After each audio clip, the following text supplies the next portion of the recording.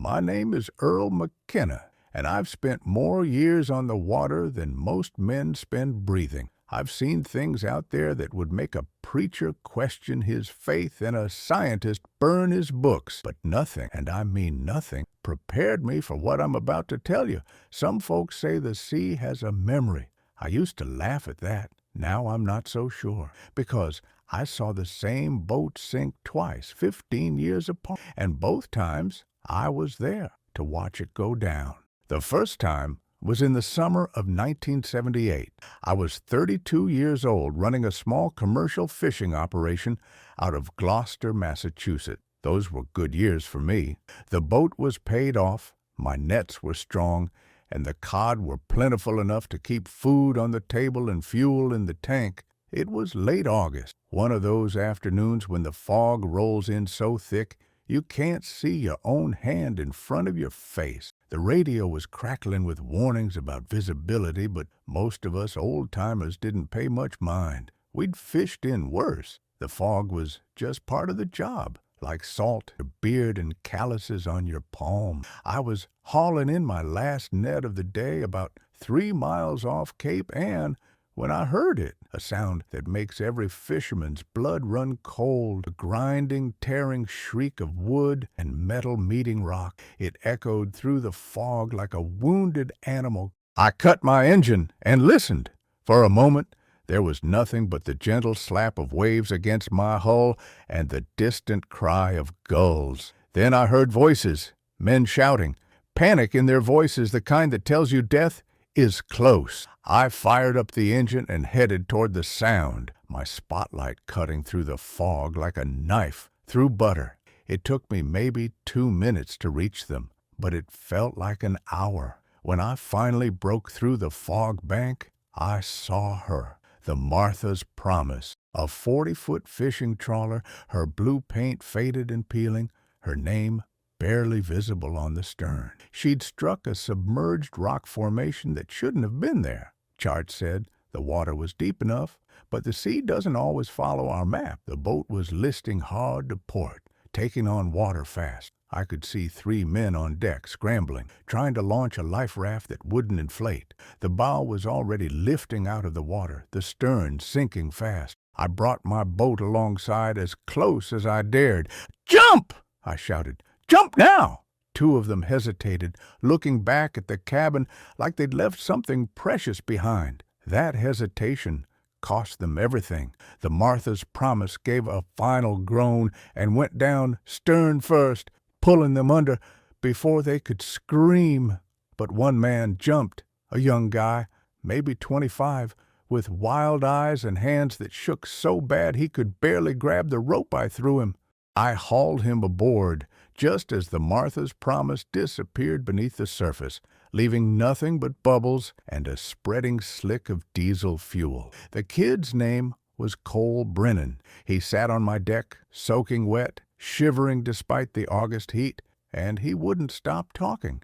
Not normal talking, muttering, really. Strange things that didn't make sense. I saw it, he kept saying. I saw it before it happened. I knew we were going to sink. I told them. I wrapped him in a blanket and gave him coffee from my thermos. "You're in shock, son. It's okay. You're safe now." But he grabbed my arm with surprising strength, his eyes locking onto mine. "You don't understand. I saw this. I saw all of it. The fog, the rocks, the way she went down. I dreamed it 3 nights ago, and I tried to tell them not to go out. But nobody listened to dreams. I chalked it up to trauma. The Coast Guard arrived 20 minutes later. They searched for the other 2 men, but never found them. The Martha's Promise had gone down in deep water, and the currents were strong that day. The sea had claimed her and her crew. I gave my statement to the authorities. They thanked me for saving coal. I went home that night, poured myself 3 fingers of whiskey, and tried to forget the sound of that boat going down, the way it groaned like something alive, suffering. But I never forgot, and I especially never forgot Brennan's face or the way he kept saying he'd seen it all before. That should have been the end of it. One more tragedy in a long line of that mark a fisherman's life. But the sea had other plans. 15 years later, I would understand what coal meant, and I would see the Martha's Promise sink again. 15 years is a long time. Long enough for memories to fade, for sharp edges to dull, for nightmares to become nothing more than stories you tell yourself on quiet. By 1993, I'd mostly put the Martha's Promise out of my mind. I was 47 years old, still fishing, though not as hard as I used to. My back reminded me every morning that I wasn't a young man anymore. It was mid-September, and I'd decided to work the waters off Chatham for a few days. The fishing had been good down there. Striped bass were running, and the tourists were paying top dollar for fresh catch. I'd left Gloucester behind for the week, just me and my boat, the way I liked it best. The day it happened was perfect, and I mean perfect in a way that should have warned me. The sky was clear and blue as a robin's egg. The water was calm, barely a ripple on the surface. No fog, no storms on the horizon.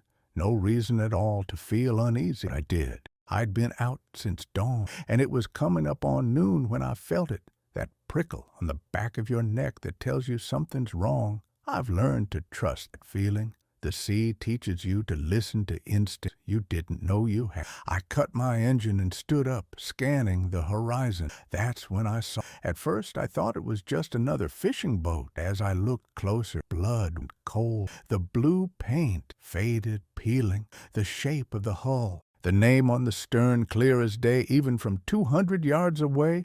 Martha's Promise. I grabbed my binoculars with shaking hands. It was impossible. It had to be impossible. But there she was, exactly as I remembered her from 1978. Same boat, same name, same everything. And then, as I watched through those binoculars, she started to sink. There was no collision, no rocks, no reason at all. She just began listing to port, exactly like before. The bow lifted slowly out of the water, the stern sank lower, and I watched it happen in the same terrible slow motion I'd seen 15 years earlier. My hands were frozen on the binoculars. My mind was screaming that this couldn't be real. My eyes telling me a different story. I watched the Martha's Promise go down in clear, calm water under a blue sky. I couldn't move, couldn't breathe. When she finally disappeared beneath the surface, something inside. I fired up my engine and raced toward the spot where she'd gone down. My heart was hammering so hard I thought it might burst through my ribs. I reached the location in less than 3 minutes. The GPS coordinates were locked in my mind. I was exactly where I'd seen her sink. But there was nothing, no debris, no oils, no bubbles rising from below. The water was perfectly calm, perfectly clear. I could see 15 feet down. It was nothing but blue water, drifting seaweed. I circled the area for 2 hours, searching. I even put on my diving gear and went down myself, something I rarely did anymore. But there was nothing on the bottom except sand and rocks, no wreckage, no evidence that a boat had ever been there. By the time I headed back to port, I'd convinced myself I was losing my mind. Maybe I'd had a stroke. Maybe the sun had gotten to me. Maybe I was just an old fool who'd spent too many years staring at the ocean. But when I tied up at the dock in Chatham, I saw a small crowd gathered near the harbor master's office. Something in their posture, the way they stood with their heads bowed, the way they spoke, voices, told me someone had died. I walked over, and one of the local fishermen, a guy named Pete Cortez, recognized Earl McKenna, right? From Gloucester? That's right. I said, what happened? Pete's face was grim. Terrible thing. A guy went missing this morning. Took a small boat out alone, never came back. Coast Guard found the boat drifting empty about an hour ago. No sign of him. Something cold gripped my stomach. What was his name? Cole Brennan, Pete said. Lived over in Rockport. Apparently, he was a fisherman years ago, but he'd been troubled, in the head. Today was the 15th anniversary of some accident he was in. His sister said he'd been acting strange all week, talking about how it was going to happen again. The world tilted under my feet. I had to lean against a piling to stay up. "You okay, Earl?" Pete asked. "You look like you seen a ghost." Maybe I had. Maybe I'd seen something worse than a ghost. I didn't tell Pete what I'd witnessed that morning. I didn't tell anyone. I went back to my boat, sat in the cabin, and tried to make sense of what had happened. But the sea doesn't deal in sense. It deals in mysteries no man can untangle. That night, I couldn't sleep. I kept seeing the Martha's Promise going down in that calm water. Kept hearing Cole Brennan's voice from 15 years ago. I saw it before it happened. I knew we were going to sink. The next morning, I made calls, asked around quietly. What I learned made my hand shake so bad I had to put down my coffee. Cole Brennan had never been the same after 1978. He'd tried to go back to fishing, but couldn't. The nightmares wouldn't let him. He'd see the Martha's Promise sinking over and over in his sleep. He'd wake up screaming, convinced he was drowning. His wife left him. His friends drifted away. He ended up living alone in a small apartment in Rockport, doing odd jobs, barely getting by. And according to his sister, for the past 15 years, Cole had been obsessed with one date, the anniversary of the sinking. He'd mark it on his calendar every year. He'd become agitated as it approached, convinced that something terrible was going to happen. This year, on the morning of the 15th anniversary, he'd taken a small boat out alone. He'd left a note on his kitchen table. It said only, "I have to go back. It's time." They never found his body. I sat with that information for a long time. Slowly, a terrible understanding began to dawn on me. Cole hadn't been saved in 1978. Not really. I'd pulled his body from the water, but some part of him, maybe the most important part, had stayed down there with the Martha's Promise and his drowned crewmate. He'd been living on borrowed time for 15 years, a ghost walking around a living man's body. And when that borrowed time ran out,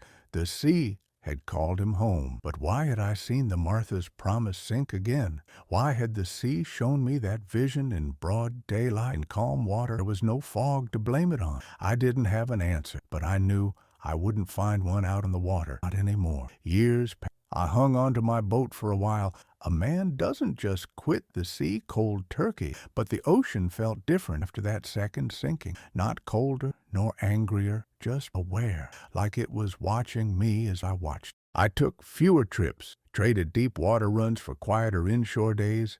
Eventually, I let the boat go. Sold it for a song to a young couple with big dreams and solid nerves. Sometimes, at night, I'd sit on the porch, the salt breeze in my beard, the sunset staining the sky, the memories crowd, the Martha's Promise sinking in sunlight. Cole's voice, broken, certain. I saw it before it happened. What I saw that second time haunts me more than any storm, more than the unsalvaged catch or all the close calls in my career. I started to wonder if the ocean really does keep story, not written down in ledgers or logged in a fisherman's journal, but stored somewhere colder, deeper. Maybe every boat that goes down leaves an echo, drifting in currents, just waiting for someone like me to stumble in. Maybe we're the ones who are borrowed, our lives, our lucky breaks, our escapes, until the tide comes due. I tried to explain it once at the bar in Gloucester. The regulars listened, nodded, let me buy my own drink. My voice trembled. Nobody believed it exactly as I said, not really.